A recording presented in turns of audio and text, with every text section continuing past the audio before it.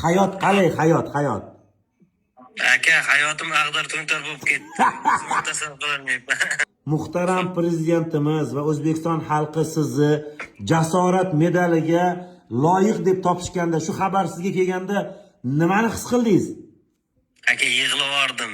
Bu ko'zimda jiddan yoshlar suyunchi yoshi. Vashim boshqacha emasda bo'lib ketdim aka. Rahmat.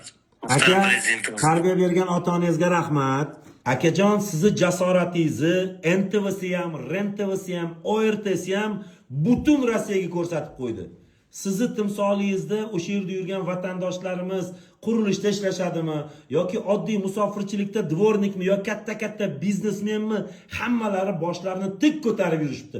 Mag'rurlanib yurishibdi, maqtab yuribdi. Endi biz ham bunga befarq bo'la olmaymiz va O'zbekistonda eng rivojlanib kelayotgan Centrum Air aviakompaniyasi siz uchun 5 yil davomida dunyoni mana shu Centrum Air uchadigan xohlagan mamlakatiga, Yevropagami, Rossiyagami, boshqa joygami bepul chipta sertifikatini taqdim etadi akajon. Xohlagan mamlakatingizga Centrum Air bilan uchasiz.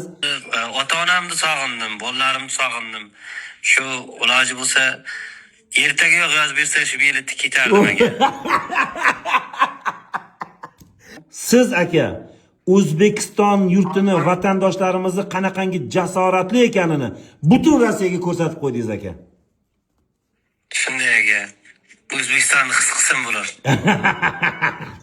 Shu gap kelibdi, yurakdan qizartiramiz. Aka, sog' bo'ling. O'zim kutib olaman sizni aeroportda. Bo'pti aka, ko'rishguncha sog' bo'lingizlar. Rahmat aka. Ayt sog' bo'lingizlar degan tillaringizdan.